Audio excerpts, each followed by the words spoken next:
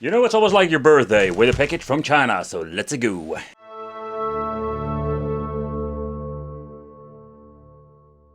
Hey guys, welcome back to the channel. It's awesome that you're tuning in. So in this video, we're going to take a close look at the console 2 model G66, and it even comes with a free hair from China.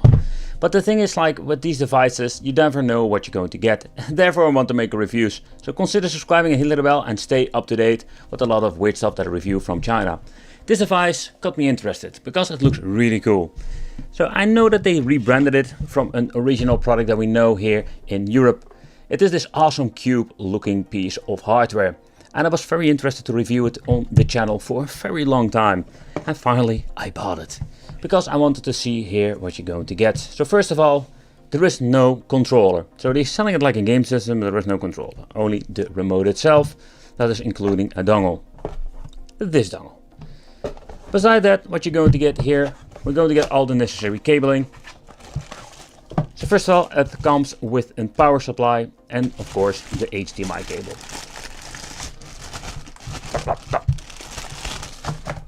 The power supply feels like a good quality power supply, 5 volts, 3 amp. So it's quite a beefy power supply when you're looking at like the other power supplies I've reviewed in the last couple of years. But let's just put it together. I will show you because there are some awesome features with this box. And what is mostly interesting, the way how it looks. But I think a year ago I already wanted to pick it up.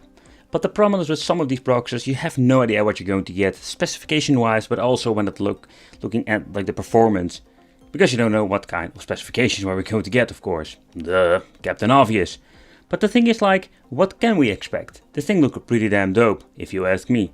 But let's take a close look at the connections. Maybe all fun and game, but when it comes to the connections, the options are slim. Look at this, only an RJ45 connection, HDMI, and USB only one USB port, that is not even the 3.0 or faster port, and of course we're going to get the input for the power supply. So I'm happy that they gave me this extension, or better said, this extra hub, because we're going to need it badly with this thing. But again, only USB 2.0. And that's really convenient if you want to load up big files on this device. So when powering on, I must say the lighter feature of this thing looks really epic. Again, it's a super unique design. I did see it before with a brand they released in Europe, but yeah, let me know in the comments if you know which version that was. Alright, so I want to give you a quick look in the inside. Let's shut down the lights here in the studio. I can see that this looks kinda dope. But there is not really like a plexi that protects it, so you can basically stick your finger in it. A very unique design, and I'm very curious if you can tear it down and how will it look in the inside. Alright guys, so let's take a close look at the main menu. When booting up, after let's say 2 minutes or so, you're going to get this menu. It looks kind of stylish, but take consideration all the game pictures, it has nothing to do with the box. Because in the end, when you click on something, it goes into the online mode. So I'm guessing you're streaming everything. Kind of weird, didn't work for me. So if you're not living in China, it's highly possible this box doesn't even work for you. But there are some options. For example, you can add some shortcuts, and with shortcuts you can add like new emulators. So there is a way to install emulators. I'll give you a great example. When you're booting up like this app over here, nothing works. Okay, but here we're having like some applications you can sideload, or sometimes they're pre-installed. We're having options to play some retro emulation, and that is what we're going to do. But first, what I wanted to do is that we're going to check out what are we going to get with the specifications. So let's open up IDA64. Alright, so this is the specification list of it. The G66 Android works on a ROC chip. There's a double chip in a sentence. Then we're having Intel RAM 2 GB, and let's see, we're having a quad core that runs on 1608 MHz. It's not, let's say, the beefiest specs that we can see nowadays, because there are so many options out there. The GPU is a Mali T760. So that's what you're going to get with the GPU and CPU, and the Android is Android 5.1.1 Lollipop. Holy crap, that is really old. So that means when it comes to emulation, what can we do? So let's test some games out. Because first off, let's play some 16-bit power. And all of these boxes can run it most of the time just fine. Just wanted to show you, but in the end, when you want to play some high-end stuff, there it's going to get really interesting.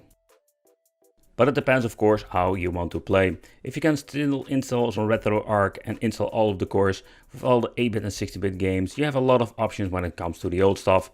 I installed some separate emulators and I was lucky that I found one that started to work, because I have a lot of issues installing applications in general, or they install and they're not booting up. So in my opinion, that is one of the first nightmares that I realized getting with the system. Okay, let's continue with some other systems like the N64. The N64 will be like a mixed bag depending what kind of emulator you're using, and most important, what kind of game you're playing. So the first generation games will run just fine. I must say that depends what kind of emulator you're using, you will see like a significant boost in performance. I did mess around with it, but I couldn't get every single N64 emulator working on this piece of hardware. And again, that is just a big issue what I noticed with this Android weird Chinese edition. So I was curious about PlayStation 1. So at first with this game I wanted to try it out on normal resolution and noticed that this machine itself is powerful enough to run PlayStation 1. Not really special, because now with the Super Consoles and all the stuff that is getting launched, there are so many ways you can play it. But let's push it a little bit further with 2 times the resolution. And what you're going to get, that everything looks way smoother. And I also noticed that this box doesn't have any issues playing the system. It did dip sometimes one single frame, but that is in my opinion not really an issue. I was surprised to see that this device and this really old piece of hardware can run PlayStation 1 of 2 times the internal resolution with this game.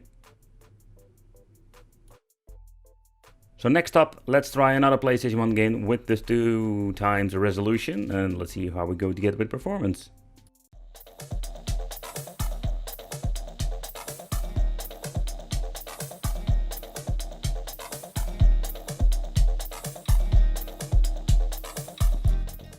So in the next test I wanted to push it to the maximum level with Sega Saturn. Somehow PlayStation Portable, Sega Dreamcast and N64, I must say I did a lot of messing around with it, but it couldn't get the Dream emulator to work, and with the PlayStation Portable it was the PPSSPP emulator, it didn't boot up at all. But I could get the Sega Saturn to work, and it isn't great, let's say in benchmark.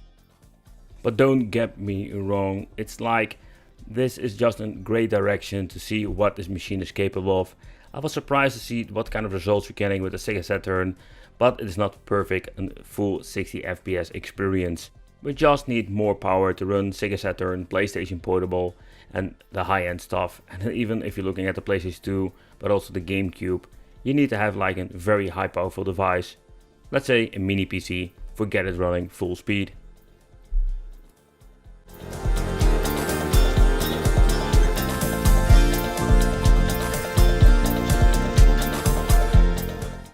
Okay guys, so we have seen enough when it comes to the menu and what you can do with it. Quite disappointing if you ask me. But let's remove the rubbery feet. There are 4 screws over here. Maybe we can lift it out. I just wanted to show you what you're going to get in the inside. Let's get the right screwdriver. Nope, not here. Ah, there it is. And let's see if we can just pop it out. Or we just need to do a lot of tinkering. Sometimes they are screwed and click together. And when they go to get clicked together, oh man. Getting these TV boxes out is really annoying. Oh, you can see already this thing is getting loose. Why do I get this feeling that the TV box is at the bottom and all the other ones are like plastic fantastic? Alright, all the parts have been removed. Okay, so that is the bottom part. Now it's getting really interesting. Okay guys, so there is always a way to open it up. Already removed the plug over here, and what is interesting, there's a kind of a weird PCB over here. It also sounded like a sort of, let's say, kind of a vibration motor. Very weird construction. So the top PCB, what you're going to get over here is the one that basically controls all the lights.